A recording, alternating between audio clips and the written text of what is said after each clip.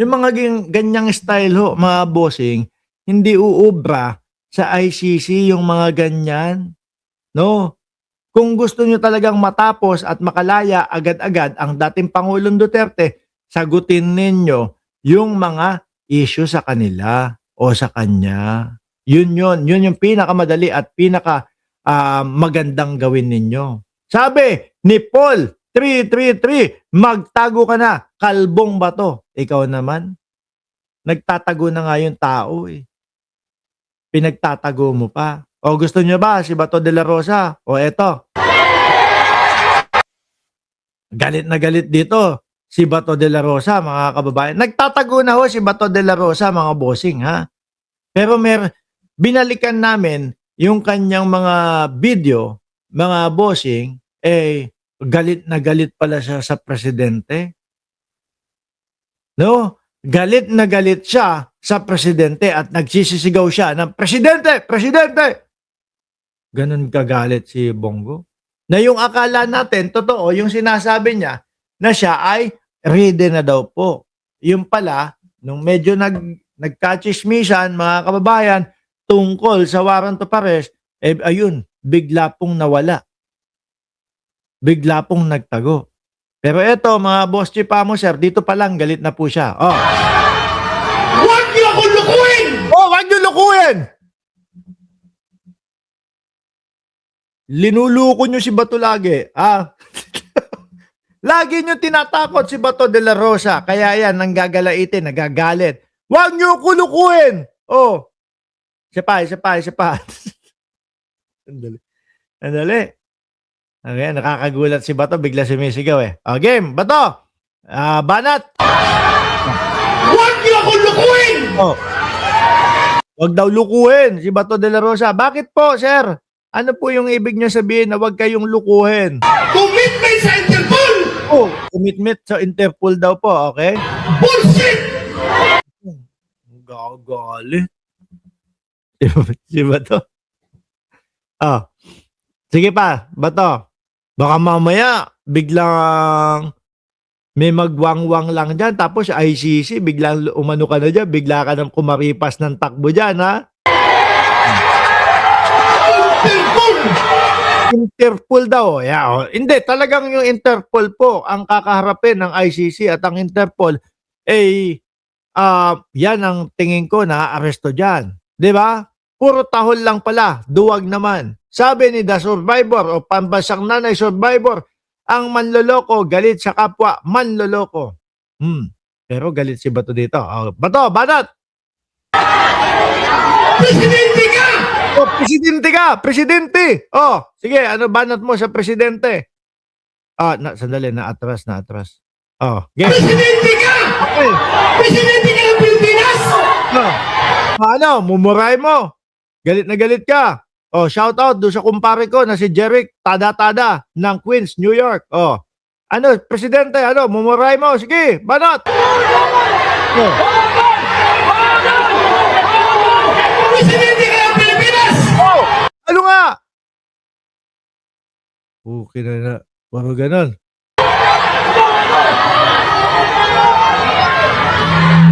Pipigil. Nagpipigil mga bossing. Oh, di ba? Presidente ka ng Pilipinas! Ano nga? Puro naman presidente ka ng Pilipinas. Oh. Ayaw naman ituloy. Feeling ko gusto niya murahin si Pangulong Bongbong Marcos sa ganyan. Sa ganyan eh. Oh. Di ba? Pakinggan natin ha. Huwag niyo akong lukuhin! Okay, wag daw lukuhin. Oh. Commitment sa Interpol! Oh. Bullshit! Interpol! Tapos ngayon hindi na makita, no? Hindi na makalabas, hindi na nagpapakita. Oh. Lalo na ho ngayon, mga kababayan, bakit po? Nandun na yung pangalan niya eh. Nakasulat na mismo ho yung kanyang pangalan, mga bossing eh. So, ang susunod niyan, baka ilipad na din. At siguro, lalong madaling panahon yan na nakikita ko, mga boss. Bakit? Kasi baka ihabol doon sa hearing ni dating Pangulong Duterte etong dalawa na ito at baka pagsamahin na po yan. Pakiano ako pakisabihan ako kung si Senator Bongo pumasok na ba sa Senado. Baka hindi pumasok ngayong araw Presidente ka! Presidente ka ng Pilipinas! Putik na yan, no? Yung mga DDS, sigaw, Duterte, Duterte. Wala naman sinasabing maganda to si Bato de la Rosa.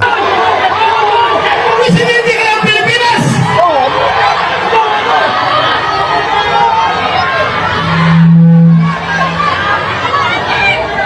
Presidente ka ng Pilipinas! Naputol na. Bato, langya ka, wag kang manlalaban, ha? Kapag ka tumakbo sa isipan mo na manlaban, mahirap, no? Suko na lang, ipagtanggol nyo yung sarili nyo doon. Kapal-kapal ng mukha mo nung sinabi mo na dapat si Saldico lumalabas at humaharap. Di ba? Sabi niya, si Saldico dapat yan humaharap, lumalabas yan. Ipagtanggol niya yung kanyang sarili. Tapos ito, wala naman ho pala. Ni hindi makalabas, hindi maipakita, o hindi makapagpaliwanag. Kung dati ho, nagpaliwanag na sila, pati po yung pag-imbita sa kanila ng Kongreso, nagpaliwanag ho sila doon, mga bossing. Ay nako, baka po pag tama yung paliwanag nila, kinampihan natin sila. Di ba? Kaya lang, mahirap hong kampihan ho itong mga ito, mga bossing. Lalo na yung mga yan, Di ba? Ano sabi kasi dati ni dating Pangulong Duterte? Binubuyo, inuudyokan namin silang manlaban. Nangyari. Tsaka kayo, alam nyo, di ba? Yung mga reward system, yun nga yung sinasabi ni Bongo Di ba? Alam nyo, alam ho nila yun, mga kababayan. Kung maalala nyo po, yung sila General Danao din, no? Ano siya sabi? Meron po kaming pinatay na pulis. Lahat ho yan.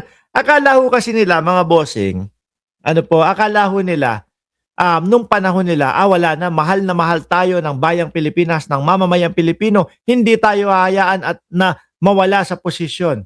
Kaso, niloob ng Diyos na si Pangulong Bongbong Marcos ang tumakbo sa pagka-presidente at mag-vice-presidente. Kaya pala nang gagalaiti na simulat sa pool pa lang, no, ang dating Pangulo.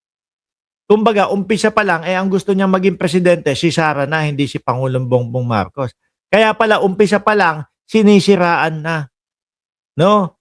Kasi pala, ang presidente natin ngayon ay gagawin yung mga tamang dapat gawin.